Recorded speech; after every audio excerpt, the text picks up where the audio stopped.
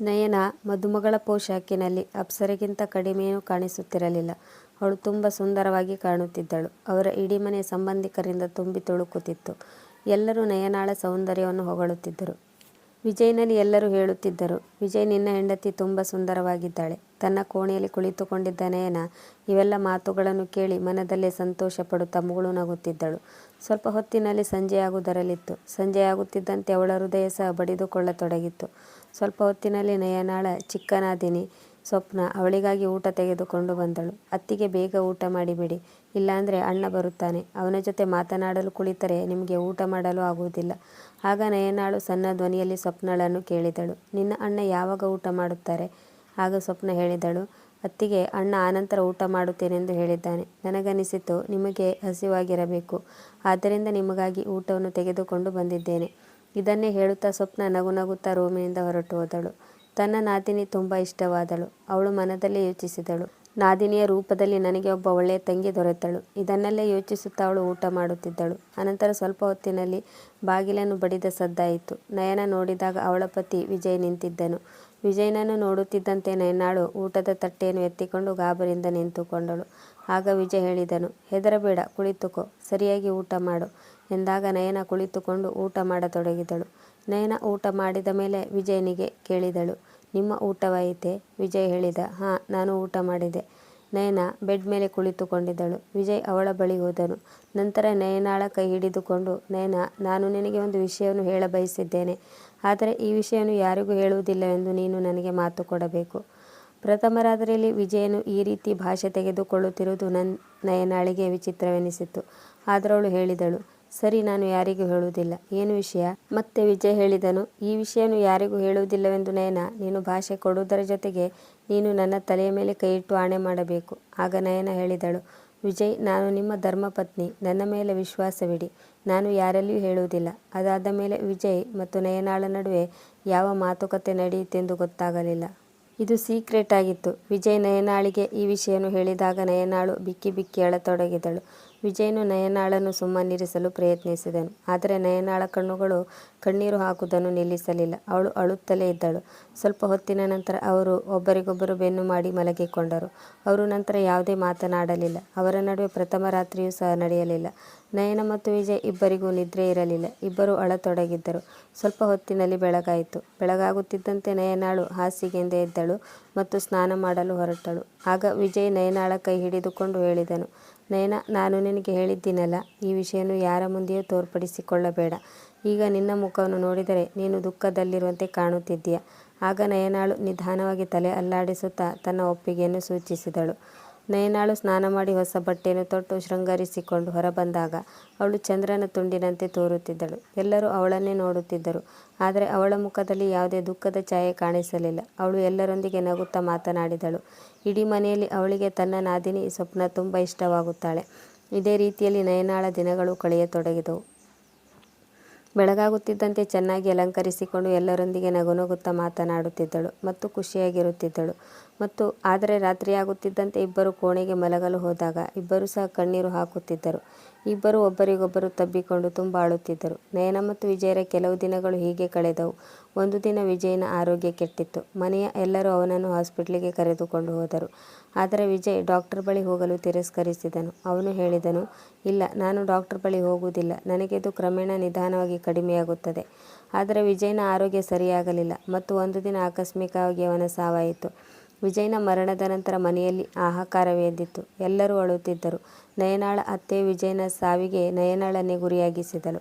ಅವಳ ಅತ್ತೆ ಅಳುತ್ತಾ ನಯನಾಳಿಗೆ ಬೈಯುತ್ತಿದ್ದಳು, ಈ ಹೆಣ್ಣು ಮನೆಗೆ ಬಂದ ತಕ್ಷಣ ನನ್ನ ಮಗನನ್ನು ನುಂಗಿ ನೀರು ಕುಡಿದಳು. ಆದರೆ ಈಗ ಏನಾಗಬೇಕಿತ್ತೋ ಅದು ನಡೆದು ಹೋಗಿತ್ತು. ಕೆಲವು ಗಂಟೆಗಳಲ್ಲಿ ವಿಜಯನ ಅಂತಿಮ ಸಂಸ್ಕಾರವಾಯಿತು. ಈಗ ನಯನಾಳು ವಿಜಯನ ಮರಣದ ನಂತರ ಒಬ್ಬಂಟಿಯಾದಳು. ಈಗ ನಯನಾಳ ತವರು ಮನೆಯಲ್ಲಿ ಅವರ ತಂದೆ ಮಾತ್ರ ಇದ್ದರು. ಅವಳ ಅಮ್ಮ ಮಲತಾಯಿಯಾಗಿದ್ದಳು. ಇದೇ ಕಾರಣಕ್ಕಾಗಿ ತವರಿಗೆ ಹೋಗಲು ಅವಳ ಮನಸ್ಸು ಒಪ್ಪಲಿಲ್ಲ. ಆದ್ದರಿಂದ ಅವಳಿಗೆ ಇಷ್ಟವಿಲ್ಲದಿದ್ದರೂ ಅವಳು ತನ್ನ ಗಂಡನ ಮನೆಯಲ್ಲಿ ಉಳಿದುಕೊಂಡಳು. ಹೇಗಿದ್ದರೂ ಅವಳ ನಾದಿನಿ ಸ್ವಪ್ನ ತುಂಬ ಒಳ್ಳೆಯವಳಾಗಿದ್ದಳು. ಅವಳು ನಯನಾಳನ್ನು ತುಂಬ ಹಚ್ಚಿಕೊಂಡಿದ್ದಳು. ಸ್ವಪ್ನ ನಯನಾಳನ್ನು ಅತ್ತಿಗೆ ಅಮ್ಮ ಎಂದು ಕರೆಯುತ್ತಿದ್ದಳು. ವಿಜಯನ ಸಾವಾಗಿ 1 ವರ್ಷದ ನಂತರ ನಯನಾಳ ನಾದಿನಿ ಸ್ವಪ್ನಾಳ ಮದುವೆ ಫಿಕ್ಸ್ ಆಯಿತು. ಎಂಗೇಜ್ಮೆಂಟ್ ಆದ ನಂತರ ಸ್ವಪ್ನಳು ತನ್ನ ಮದುವೆಯಾಗುವ ಹುಡುಗ ಸಂದೀಪ್ನೊಂದಿಗೆ ಭೇಟಿಯಾಗಲು ತನ್ನ ಅತ್ತಿಗೆ ನಯನಾಳ ಜೊತೆ ಹೋಗುತ್ತಿದ್ದಳು. ಅತ್ತಿಗೆಯನ್ನು ಒಂದು ಹೋಟೆಲ್ನಲ್ಲಿ ಬೈಕ್ನಲ್ಲಿ ಕುಳ್ಳಿರಿಸಿ ಸಂದೀಪ್ನ ಜೊತೆ ಸುತ್ತಾಡಲು ಪಾರ್ಕಿಗೆ ಹೋಗುತ್ತಿದ್ದಳು. ಹೊರಗಡೆ ಹೋಗುತ್ತಿದ್ದರಿಂದ ನಯನಾಳ ಮನಸ್ಸು ಸಹ ಸ್ವಲ್ಪ ಹಗುರವಾಗತೊಡಗಿತ್ತು.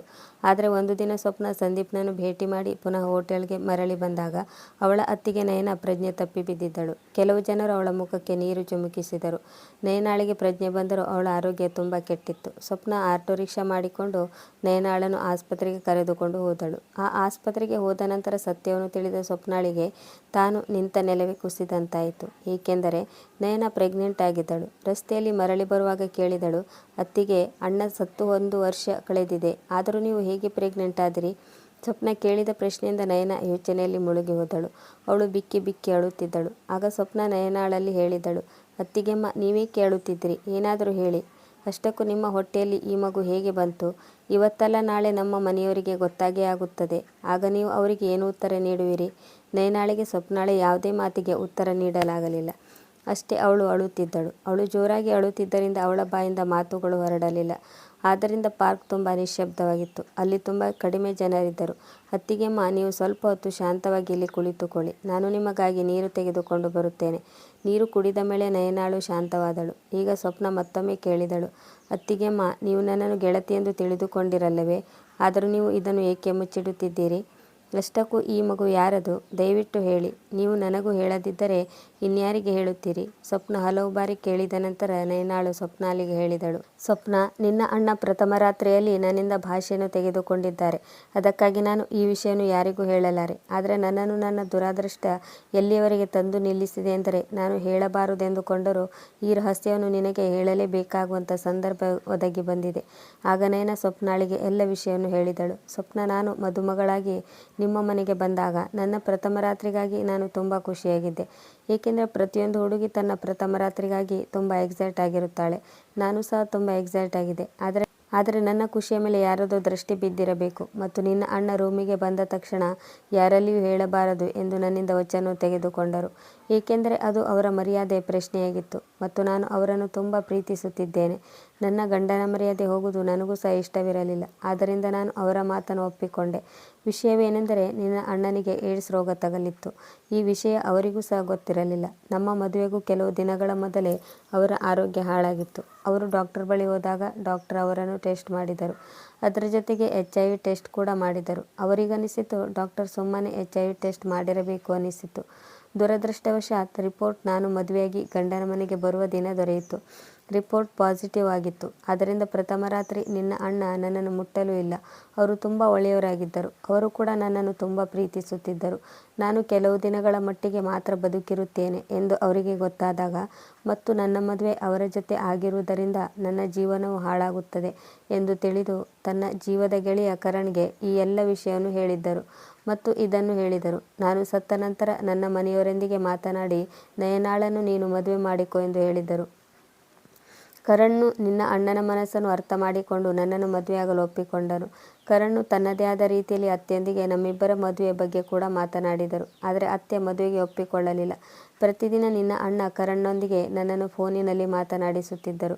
ಆಗ ನಿನ್ನ ಅಣ್ಣ ಅವರ ಸಾವನ್ನು ಎದುರು ನೋಡುತ್ತಿದ್ದರು. ಒಂದು ವೇಳೆ ಅವರು ಬದುಕಿದ್ದಾಗಲೇ ನಮ್ಮಿಬ್ಬರ ಮದುವೆಯನ್ನು ಮಾಡಿಸಿದರೆ ಜನರ ಪ್ರಶ್ನೆಗಳಿಗೆ ಅವರು ಉತ್ತರ ನೀಡಬೇಕಾಗಿ ನನಗೆ ಕರಣ್ಣೊಂದಿಗೆ ಮಾತನಾಡುವುದು ಇಷ್ಟವಾಗುತ್ತಿರಲಿಲ್ಲ. ಯಾಕೆಂದರೆ ನಾನು ನಿನ್ನ ಅಣ್ಣನನ್ನು ತುಂಬ ಪ್ರೀತಿಸುತ್ತಿದ್ದೆ. ಆದರೆ ನಿನ್ನ ಅಣ್ಣನು ನನ್ನಿಂದ ವಚನವನ್ನು ತೆಗೆದುಕೊಂಡಿದ್ದರು. ಅವರ ಎಲ್ಲ ಮಾತುಗಳನ್ನು ನಾನು ಒಪ್ಪಿಕೊಂಡಿದ್ದೆ ಮತ್ತು ಕರಣ್ಣನ್ನು ಮದುವೆಯಾಗಲು ಸಹ ನಾನು ಒಪ್ಪಿಕೊಂಡಿದ್ದೆ. ಆದ್ದರಿಂದ ನಾನು ಅವರೊಂದಿಗೆ ಮಾತನಾಡತೊಡಗಿದೆ. ಆದರೆ ನಿನ್ನ ಅಣ್ಣನ ಸಾವಿನ ನಂತರ ನನಗೆ ನಾನು ಏಕಾಂಗಿ ಎಂದು ಅನಿಸಿತು. ಆ ದಿನಗಳಲ್ಲಿ ಕರಣ್ಣು ನನಗೆ ಕಾಲ್ ಮಾಡಿ ನನ್ನೊಂದಿಗೆ ತುಂಬ ಮಾತನಾಡುತ್ತಿದ್ದನು. ಅವನು ಸಹ ತುಂಬ ಒಳ್ಳೆಯವನಾಗಿದ್ದನು. ಹೀಗೆ ಮಾತಿನಲ್ಲಿ ನನಗೆ ಅವನ ಮೇಲೆ ಪ್ರೀತಿ ಹುಟ್ಟಿತ್ತು. ನಾವಿಬ್ಬರು ಭೇಟಿಯಾಗುವ ಪ್ಲ್ಯಾನ್ ಮಾಡಿದೆವು. ಆದರೆ ನಾನೊಬ್ಬಳೇ ಹೊರಗೆ ಹೋಗಲು ಸಾಧ್ಯವಿರಲಿಲ್ಲ. ಆದ್ದರಿಂದ ನೀನು ಸಂದೀಪ್ನನ್ನು ಭೇಟಿಯಾಗಲು ನನ್ನನ್ನು ಕರೆದುಕೊಂಡು ಬಂದಾಗ ನಾನು ಸಹ ಕರಣ್ಣನನ್ನು ಹೋಟೆಲ್ಗೆ ಕರೆಸುತ್ತಿದ್ದೆ.